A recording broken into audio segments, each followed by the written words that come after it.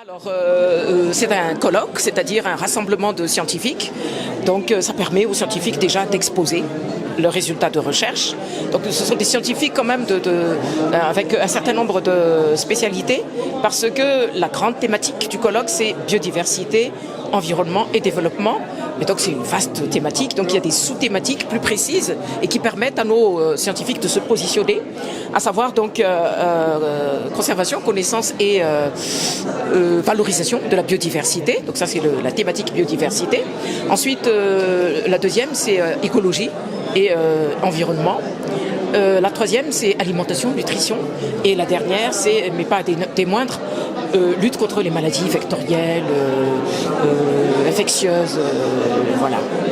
Surtout pour aider donc, les scientifiques au sein de l'école et les doctorants surtout à publier leurs travaux. Parce qu'un travail scientifique qui n'est pas publié, c'est comme s'il n'avait pas été fait. Parce qu'il faut le mettre donc, à la connaissance de tous les membres de la communauté scientifique large, hein, nationale et internationale. La communication orale ou affichée est un peu plus largement traitée. Voilà. Et ça va être mis en ligne pour justement toujours mettre à la portée de tous les scientifiques donc, dans le monde entier qui travaillent sur les mêmes thématiques ou pas. Le colloque a été initié par l'école doctorale sciences de la vie et de l'environnement pour montrer les résultats de la recherche. Ça, c'est quelque chose, les résultats de la recherche qui va assurer le développement du pays. Tout est orienté vers le développement du pays. Donc, il y a deux focus, deux grands focus. Donc, il y a la faune et la flore. Donc, il y a la macrofaune et la macroflore. Donc, il faut se dire que après, ça a un lien aussi avec la santé humaine, la santé animale et la valorisation de la biodiversité. Donc, quand je parle de valorisation de la biodiversité, ça a un lien aussi avec la santé animale et la santé humaine. Parce que les résultats de la recherche ont démontré l'utilité des plantes, que ce soit en homéopharma, en médecine traditionnelle, que ce soit en aliments. On va distinguer donc le colloque des autres rencontres, parce que le colloque, si vous voulez, est destiné à d'autres scientifiques. Oui, voilà, à d'autres scientifiques.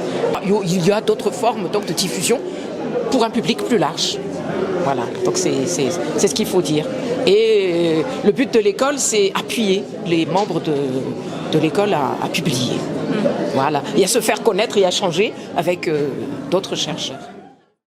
La contribution des partenaires, c'est une contribution, une partie financière, mais l'intervention des partenaires, c'est par les projets, comment que les intervenants de l'école doctorale avec les partenaires pour monter des projets. Et c'est à partir de ces projets qu'est conçu des sujets de mémoire, que ce soit de thèse ou de master. Donc, les partenaires interviennent indirectement à partir des projets montés ensemble sur la formation de personnel compétent qui va assurer le développement du pays. Il y a donc les collaborations, donc se fait en fonction, parce qu'il faut se dire que l'école doctorale sciences de la vie et de l'environnement a plusieurs départements, a plusieurs domaines.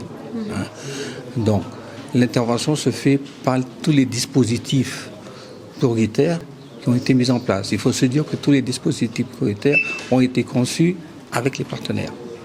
Donc il y a l'intervention que les dispositifs SPAD, les dispositifs forêt biodiversité, prennent quand même part aux activités d'SVE.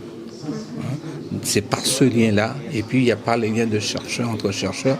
Et aussi, il faut se dire aussi qu'il y a des liens aussi, quand on parle de CIRAD, il y a certains chercheurs qui ont établi des projets avec le CIRAD de La Réunion, avec des chercheurs du CIRAD de La Réunion, des chercheurs du CIRAD de Montpellier, et même des chercheurs implantés à Madagascar, à partir de ces dispositifs. C'est comme ça que se créent les différentes thématiques de recherche, d'où proviennent les encadrements des thèses et les encadrements des masters. Ce genre d'événement, il faut absolument être appuyé du point de vue financier. Donc nous avons eu la chance d'avoir un certain nombre de partenaires donc, qui nous ont bien aidés donc, pour tout ce qui est logistique, tout ce qui est dépenses, tout ce qui est voilà, tout ce qui nécessite un budget.